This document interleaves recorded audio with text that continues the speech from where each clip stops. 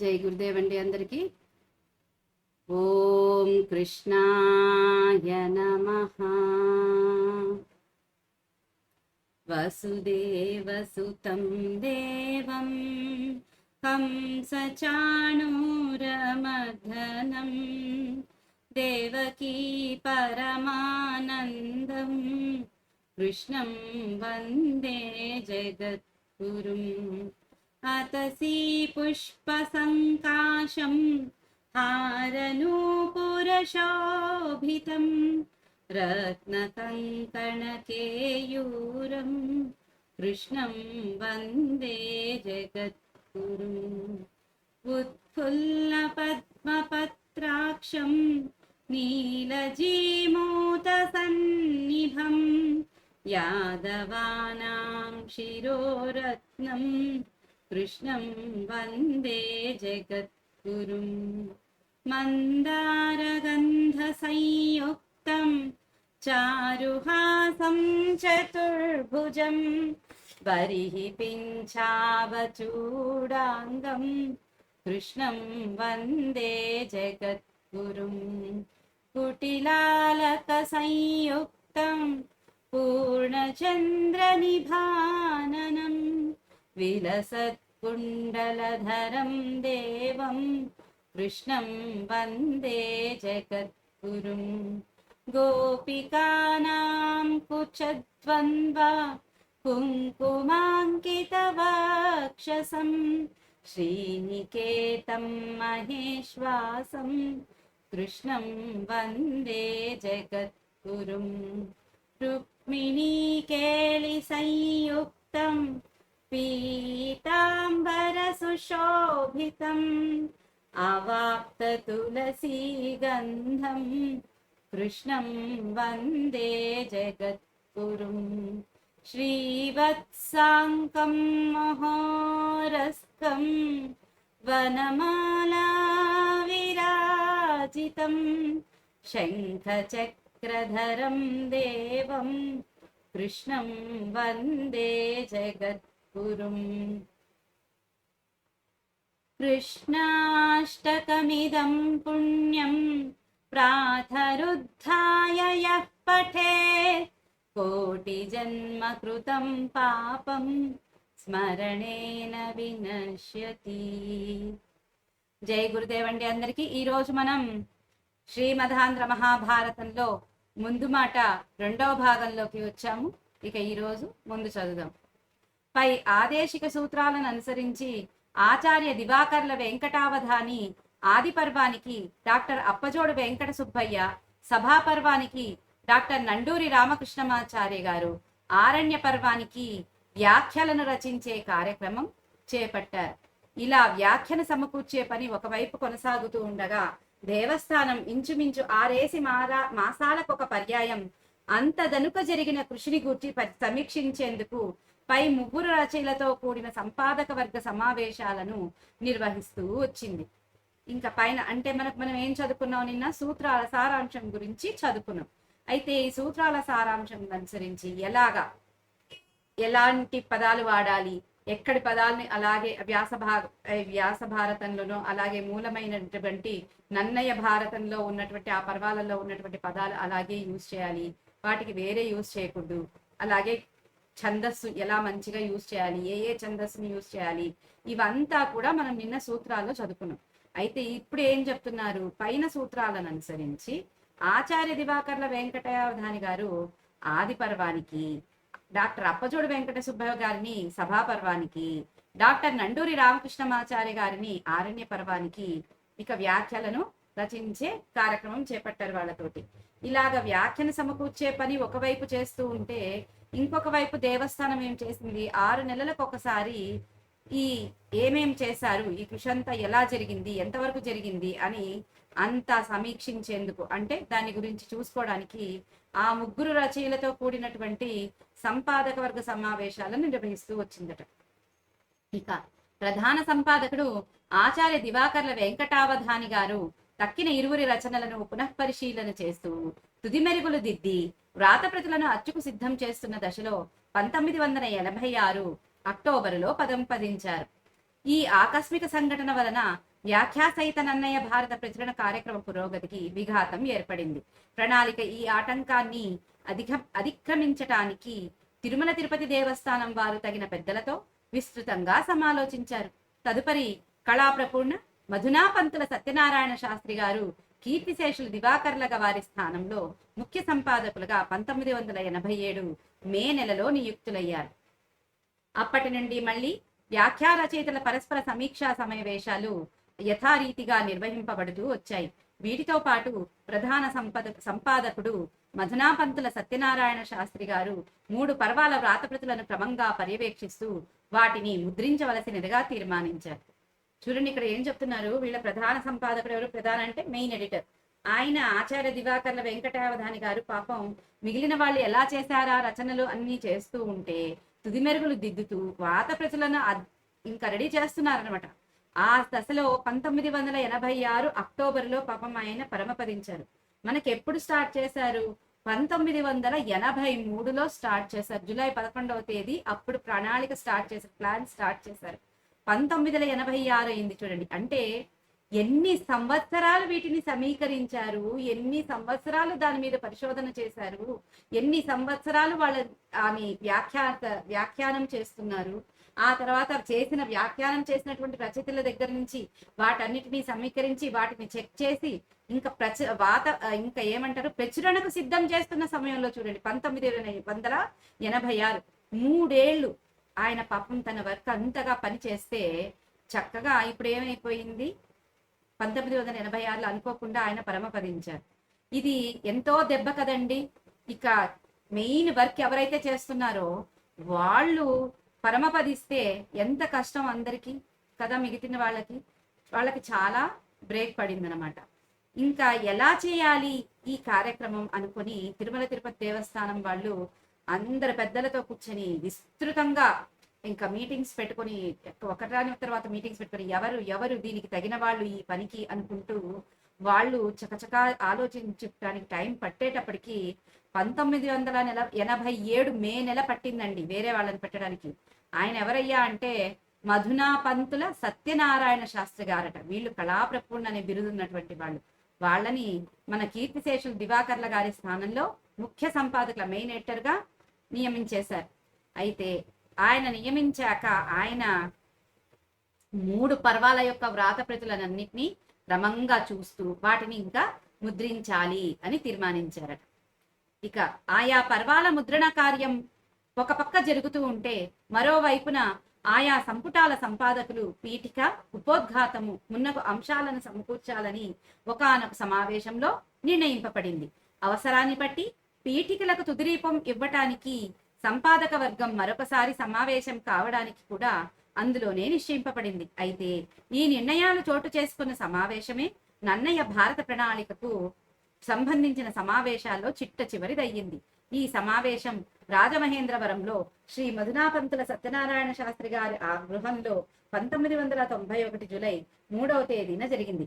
అనంతరం ఈ గ్రంథాన్ని ముద్రించే ప్రయత్నాలు కొనసాగాయి. ఇక్కడ ఏం చెప్తున్నారు, ఈ 3 పర్వాలు ఏ పర్వము, ఇక ఆది పర్వము, సభా పర్వము, ఆరణ్య పర్వము, ఈ 3 పర్వాలలో ఈ 3 పర్వాలన్నీ రెడీ చేశారు, వ్రాతప్రతులన్నీ రెడీ చేశారు. ఆ తర్వాత ముద్రణకి రెడీ చేస్తున్నారు, ముద్రణ రెడీ జరుగుతుంది ఒక పక్క.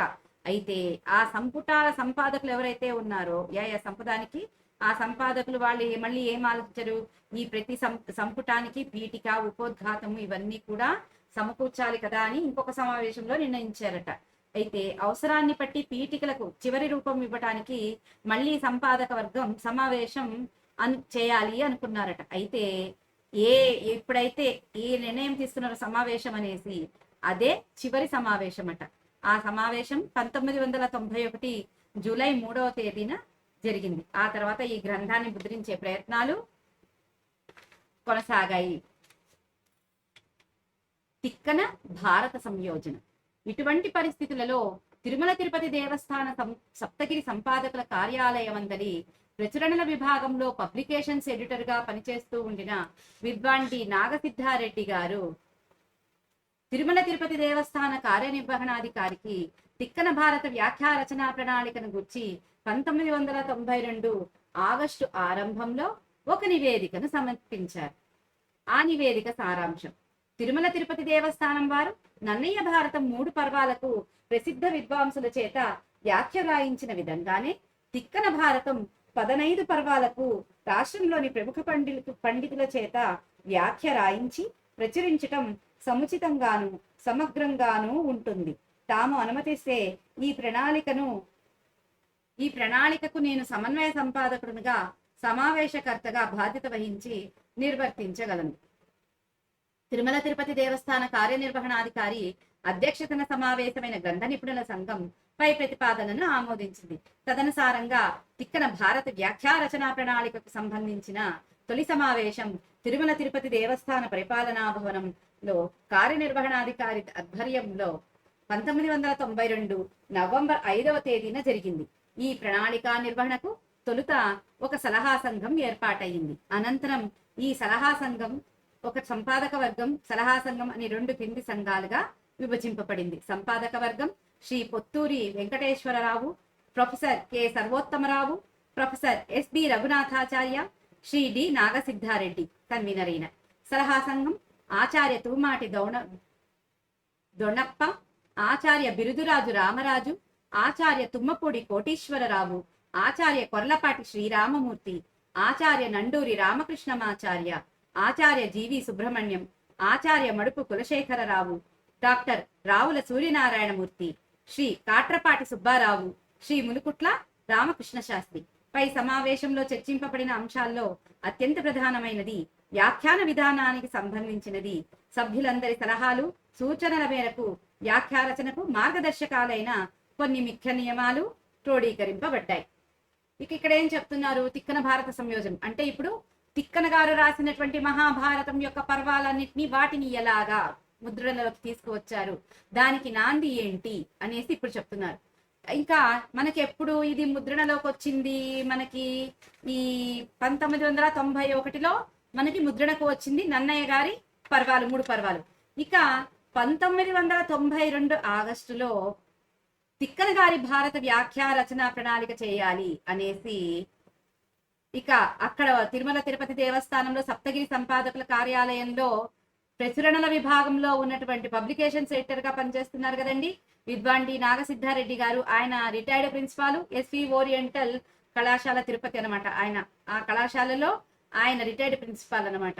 అయితే ఆయన తిరుమల దేవస్థానం వారికి అక్కడ కార్యనిర్వహణాధికారి ఉంటారు, ఆయనకు చెప్పారు ఇక తిక్కన గారి భారత వ్యాఖ్యా రచనా ప్రణాళిక చేయాలి అని ఆగస్టులో ఒక నివేదికను సమర్పిస్తే ఆ నివేదికలో ఏం చెప్పారు? ప్రముఖ పండితుల చేత రాయించి ప్రచురించి సముచితంగాను సమగ్రంగాను చేయాలి మహాభారతాన్ని. మిగిలిన 15 పర్వాలు అంటే తిక్కన రాసింది 15 పర్వాలు. సరే అనేసి ఇంకా వీళ్ళు బాధ్యత వహించి చేయాలి అని చెప్తారు. అప్పుడు తిరుమల తిరుపతి దేవస్థానం వాళ్ళు సరే అనేసి ఇక ఆ రచనా ప్రణాళికకు సంబంధించినటువంటి మొదటి సమావేశం తిరుమల తిరుపతి దేవస్థాన పరిపాలనా భవనంలో కార్యనిర్వహణాధికారి ఆధ్వర్యంలో 1992 నవంబరు 5వ తేదీన ఈ సమావేశం జరుగుతుంది. దీనిలో సంపాదక వర్గాన్ని, సలహా సంఘాన్ని నియమిస్తారు. అయితే ఈ సంపాదక వర్గంలో మనకి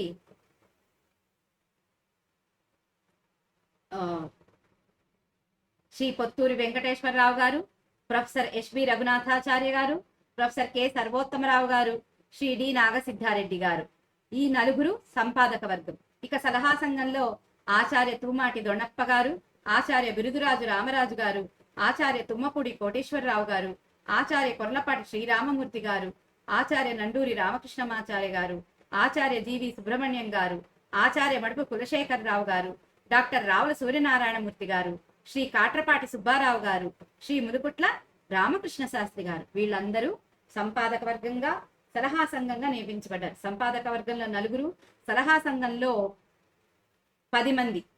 ఈ 10 మంది కూడా మనకి చిరస్మరణీయులు. వాళ్ళు ఎంతో కష్టపడి ఎన్నో అనేక ప్రయాసలకు ఓర్చి వాళ్ళు ఈ గ్రంథాన్ని మనకు అందించారు. కాబట్టి మనం ఇంకొకసారి వీళ్ళని తలుచుకుంటున్నాం. మనం ఇలాంటి వాళ్ళని తలుచుకుంటే మనకి ఎంతో పుణ్యం వస్తుంది. నిజంగా చెప్పాలంటే ఇలాంటి వాళ్ళు కృషి వల్లనే మనకి ఈ రోజు భారతం చదువుకోవడానికి మనకు అందుతుంది. లేదంటే మనకు ఎక్కడ అందుతుందండి? మనం చదువుకోగలమా? ఆనాటి తెలుగు మనం అర్థం చేసుకోగలమా? ఇప్పుడు మనకి సామాన్య ప్రజలకు అర్థమయ్యేలాగా వీళ్ళు ఇంత కష్టపడి మన కోసం అనువదించి రాశారు అంటే వాళ్ళకి మనం నమస్కారం చెప్పుకోవాల్సిందే మన హృదయాలలో. ఇక ఆ నియమాల సారాంశం అన్నారు కదా, ఇప్పుడైతే ఈ వ్యాఖ్య రచనకు మార్గదర్శనం ఏం నియమాలు, మనం నన్నయ్య భారతానికి కూడా సూత్రాలు పెట్టుకున్నారు. ఇప్పుడు అలాగే ఈ తిక్కన భారతానికి కూడా నియమాలకి సారాంశం చెప్తున్నారు. ఇప్పుడు రచనా విషయంలో ప్రధానంగా సామాన్య ప్రజానీకాన్ని దృష్టి అందించుకొనవలను. భాష వ్యవహారికంగానే ఉండాలి. మాండలికాలు ఉండరాదు. సాధ్యమైనంత వరకు విసంధుల్ని పాటించాలి. సంధి విడదీసిన తర్వాత పదస్వరూపం తెలిసేటట్లుగా పదాదిని అచ్చుల్ని వాడాలి. దుస్సంధులు తగదు. శకటరేపలు అరసున్నలు ఉండరాదు. కథాభాగాన్ని అతికే సమయంలో పూర్వాపర సందర్భాలను అనుసంధానం చేస్తూ అవసరమైన చోట స్థూలంగా 5-6 పంక్తులు అవితారిక రాయాలి. ప్రతిపద్యానికి అక్కరలేదు. విశేషాంశాల్లో అలంకారాలు వర్ణనలు కథా సందర్భానికి ఏ విధంగా అతికాయో చెబుతూ పద్యంలో గుర్తించిన ముఖ్యమైన విశేషాంశాలు విస్తారంగా కాకుండా సంగ్రహంగా చెప్పాలి. రచయితలు రాయని విశేషాంశాదులను సంపాదకులు ఎడిటోరియల్ నోటు రాసి నమోదు చేయాలి. అవసరమైన చోట్ల రచనలో మార్పులు చేర్పులు చేయడానికి, సంతృప్తికరం కాకపోతే తిరస్కరించి మరొకరిని ఎంపిక చేసుకోవడానికి సంపాదక వర్గానికి అధికారం ఉంది. రచయితలు ఉస్మానియా యూనివర్సిటీ వారి భారత ప్రతిని రచనకు ప్రమాణంగా స్వీకరించాలి. ఇతర ప్రతులలో సొబగైన పాఠములున్నచో వాటిని రచనలలో ఉటంకించవచ్చు. ఇంకిక్కడ ఏం చెప్తున్నారు? రచనా విషయంలో అంటే ఈ రచన చేసేటప్పుడు ప్రధానంగా సామాన్య ప్రజానీకాన్ని దృష్టిలో పెట్టుకోవాలి అని చెప్తున్నారు. ఆ తర్వాత భాష ఎలా ఉండాలి? వ్యవహారిక భాషలోనే ఉండాలి ఇదంతా. ఆ తర్వాత మాండలికాలు ఉండకూడదు. సాధ్యమైనంత వరకు విసంధుల్నే పాటించాలి. సంధి విడదీసిన తర్వాత పదస్వరూపం తెలిసేటట్లుగా ఉండాలి. అంటే సంధి విడదీశాక ఒక పదాన్ని ఇంకొక పదాన్ని 2 పదాలు కలిపి ఒక పదం ఉంటుంది. అయితే ఆ పదాన్ని విడదీయడంలో ఆ అర్థాన్ని చెడగొట్టకుండా ఉండాలి. అలా కరెక్ట్ గా పదాలని వాడాలి అని చెప్తున్నారు. దుస్సంధులు వాడరాదు. శకటరేపలు ఉండకూడదు. సరసున్నాలు ఉండకూడదు. కథాభాగాన్ని అతికించే సమయంలో పూర్వము తర్వాత ముందు వెనక వచ్చే సందర్భాలు ఏవైనా ఉంటాయో వాటిని అనుసంధానం చేస్తూ అవసరమైన చోట స్థూలంగా ఒక 5-6 లైన్లు అవతారిక రాయాలి. అవతారిక అంటే ఏంటి? పరిచయం రాయాలి. ప్రతి పద్యానికి అక్కర్లేదు. ఏది అవసరమో దానికి మాత్రమే చేయాలి. ఇక విశేషాలు ఉంటాయి కదా, ఆ విశేషాంశాల్లో అలంకారాలు వర్ణనలు ఈ కథా సందర్భానికి ఏ విధంగా అవి అతికాయో వాటి గురించి చెబుతూ పద్యంలో గుర్తించినటువంటి ముఖ్యమైన విశేషాంశాలను విస్తారంగా కాకుండా చిన్నగా చెప్పాలి. ఇక రచయితలు అంటే మన మెయిన్ రచయితలు ఎవరున్నారు? నన్నయ్య, తిక్కన. వాళ్ళు రాయనటువంటి విశేషాలు ఏవైతే ఉన్నాయో వాటిని సంపాదకులు ఎడిటోరియల్ వారు ఇవి ఇక్కడివి కాదు అని ఒకసారి వాళ్ళు నమోదు చేయాలట. అవసరమైన చోట్లలో రచనలో మార్పులు చేర్పులు చేయడానికి, అది సరిగా లేకపోతే దాన్ని రిజెక్ట్ చేసి మళ్ళీ ఇంకొకరిని ఎంపిక చేసుకోవడానికి కూడా మన సంపాదక వర్గానికి అధికారం ఉంటుంది. అంటే ఈ సంపాదక వర్గం చూస్తారు ఈ రచన చేసిన వాళ్ళు, ఈ వ్యాఖ్యాన చేసిన వాళ్ళు సరిగా ఉన్నారా లేదా, వాళ్ళు చేసింది సరిగా ఉందా లేదా. అది నచ్చకపోతే మేము వాళ్ళని తీసేసి ఇంకొకరిని కూడా మార్చుకోవచ్చు. ఎవరైతే కరెక్ట్ గా చేస్తారో వాళ్ళని తీసుకునే అవకాశము అధికారము వాళ్ళకు ఉంటుంది అని చెప్పారు. ఆ తర్వాత రచయితలు ఉస్మానియా యూనివర్సిటీ వాళ్ళ భారత ప్రతిని మాత్రమే రచనకు ప్రమాణంగా స్వీకరించాలి అని చెప్పి కూడా ఇక్కడ చెప్పారు. ఎందుకంటే నన్నయ్య భారతంలో కూడా యూనివర్సిటీ వాళ్ళ భారత ప్రతినే తీసుకోవాలి ప్రమాణంగా అని చెప్పారు. ఇక్కడ కూడా అదే చెప్తారు. ఇక వేరే ప్రతులలో ఇంకా మంచి పాఠాలు ఏమన్నా ఉన్నాయనుకోండి, వాటిని కూడా మీరు రచనలో చెప్పవచ్చు, దాన్ని కూడా జత చేయవచ్చు అని ఇక్కడ చెప్తున్నారు. పై సూచనల ప్రకారం తిక్కన భారతం 15 పర్వాలలోని 46 ఆశ్వాసాలకు సరళ వ్యాఖ్య సమకూర్చటానికి మొత్తం 33 పండితులు ఎంపిక చేయబడ్డారు. వీరిలో చాలా మంది తమ వంతు వ్యాఖ్యారచనను సకాలంలో పూర్తి చేసి దేవస్థానానికి సమర్పించారు. తిక్కన భారత ప్రణాళిక యొక్క చివరి సమావేశం 1994 జూలై 15వ తేదీన కార్యనిర్వహణాధికారి అధ్యక్షతన తిరుమల తిరుపతి దేవస్థాన పరిపాలనా భవనంలో తిరుపతిలో జరిగింది. 1995 జూన్లో శ్రీ డి నాగసిద్ధారెడ్డి పదవి నుండి విరమించే నాటికి తిక్కన భారతంలోని కొన్ని ఆశ్వాసాలకు వ్యాఖ్య ఆయా రచయితలు రాసి పంపనందున దేవస్థానానికి అందలేదు. అలా వ్యాఖ్యానింపబడక శేషించి ఉన్న తిక్కన భారతంలోని కొన్ని ఆశ్వాసాలను స్థానికులకు మరికొందరు విద్వాంసుల చేత రాయించి ఈ వ్యాఖ్యాన క్రతువును సమాప్తి నందించడం జరిగింది. ఈ విధంగా తొలుత నన్నయ భారత ప్రణాళికగా ఆరంభమైన ఈ వ్యాఖ్యా రచన తర్వాత తిక్కన భారతంలో విస్తరించి సమగ్రతను సంతరించుకుని చివరకు కవిత్రయ మహాభారత ప్రణాళికగా సార్థకమయ్యింది. ఇక్కడ ఏం చెప్తున్నారు? పై సూచనల ప్రకారమే తిక్కన భారతం 15 పర్వాలలో 46 ఆశ్వాసాలకు సరళంగా వ్యాఖ్యానాన్ని సమకూర్చడానికి మొత్తం 33 మంది పండితులని ఎంపిక చేసుకున్నారంటే, ఒక్కరు కాదు, ఇద్దరు కాదు, 33 మంది పండితులు మనకి తిక్కన భారతాన్ని వ్యాఖ్యానం చేసి సరిచేసి ఇచ్చారు మనకి. ఇలా వీళ్ళలో చాలా మంది తమ వ్యాఖ్యలను రచనలను సకాలంలో పూర్తి చేసి ఇచ్చారు. కానీ చివరి సమావేశం 1994 జూలై 15వ తేదీన కార్యనిర్వహణాధికారి అధ్యక్షుడు తిరుమల తిరుపతి దేవస్థానం వారి పరిపాలనా విధానం తిరుపతిలో ఆ భవనంలో జరిగిందట ఈ చివరి సమావేశం. అయితే 1995 జూన్లో శ్రీ డి నాగసిద్ధారెడ్డి గారు ఆయన పదవి విరమించేటప్పటికి తిక్కన భారతంలో కొన్ని ఆశ్వాసాలకు రచయితలు వ్యాఖ్యలు రాసి పంపలేదట. దానికి అలా వ్యాఖ్యానించబడకుండా మిగిలి ఉన్నటువంటి తిక్కన భారతంలోని ఆశ్వాసాలను స్థానికులైన కొంతమంది పండితుల చేత విద్వాంసుల చేత రాయించి ఈ వ్యాఖ్యాన యజ్ఞాన్ని సమాప్తిని పొందించడం జరిగింది. అయితే ఈ విధంగా తొలుత అంటే ముందు ఎలాగ నన్నయ భారత ప్రణాళికగా ఆరంభమైంది కదా ఈ వ్యాఖ్య రచన, ఆ తర్వాత తిక్కన భారతంలోకి చక్కగా విస్తరించి సమగ్రతను సంతరించుకొని చివరకు కవిత్రయ మహాభారత ప్రణాళికగా సార్థకం అయ్యింది. కవిత్రయ మహాభారతం ప్రాజెక్టు మొదటి 3 పర్వాలు సరళ గ్రాంధికంలోను, తక్కిన భాగమంతా భిన్న భిన్న శైలుల వ్యావహారికంలోను రచింపబడిన ఈ మొత్తం 18 పర్వాల వ్యాఖ్యాన స్వరూపానికి ప్రామాణికమైన ఏకరూపతను, నవ్యతను సముచితంగా సంతరింపచేయగల సంపాదకుణ్ణి సూచింపవలసిందని తిరుమల తిరుపతి దేవస్థానం స్థానికులైన నిపుణులను కోరింది.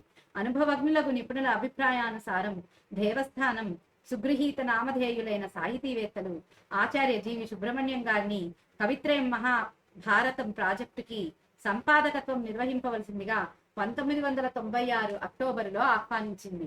తిరుమల తిరుపతి దేవస్థానం వారి ఆహ్వానాన్ని శ్రీ స్వామివారి ఆదేశంగా స్వీకరించి ఆచార్య జీవి సుబ్రహ్మణ్యం గారు తిరుపతికి వచ్చి ఎడిటర్ కార్యాలయంలోని ప్రచురణ విభాగంలో భద్రపడిపోయిన భారతం రాతప్రతిని విశదంగా పరిశీలించి ఇచ్చటి ఉద్యోగుల సహకారంతో వారు ఈ బృహత్ గ్రంథ పరిష్కరణకు అవలంబించవలసిన కొన్ని ముఖ్య పద్ధతులను విధానాలను ప్రతిపాదించారు.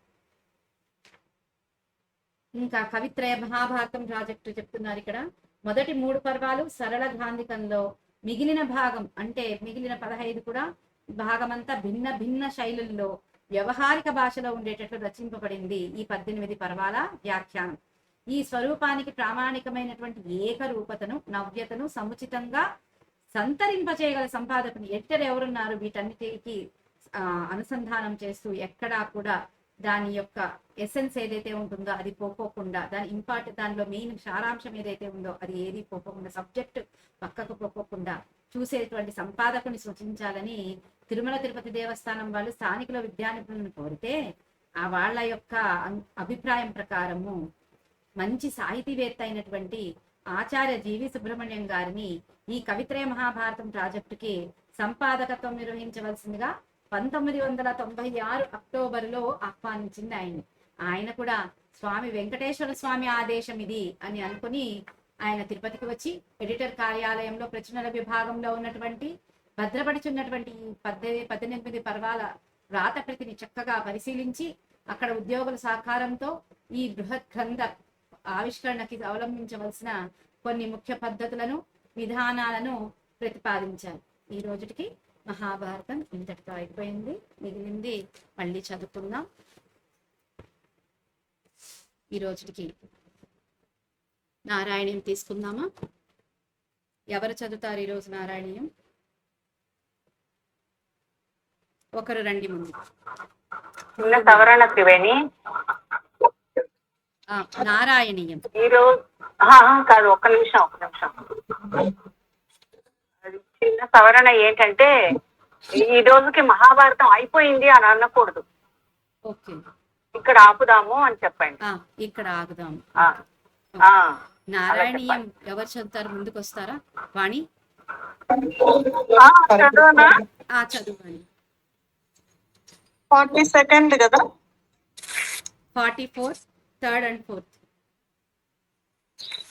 రేపటి నుంచి అందరూ నారాయణ బుక్కులు మీరు ముందు పెట్టుకోండి. టైం అంటూ 1 నిమిషం 2 నిమిషాలు అంటూ టైం వేస్ట్ చేయొద్దండి. ముందే బుక్కులు రెడీగా పెట్టుకోండి. ఉన్నది త్రివేణి. వాణి గారు చదువుతా అంటే లేదు, లేకపోతే నేను చదువుతా. వాణి గారు చదువుతున్నారు, వాణి గారిని చదవనివ్వండి.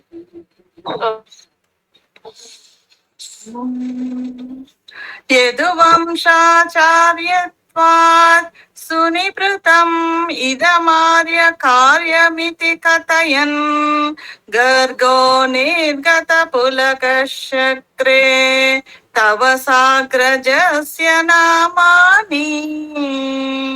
బాగా చదివావు వాణి.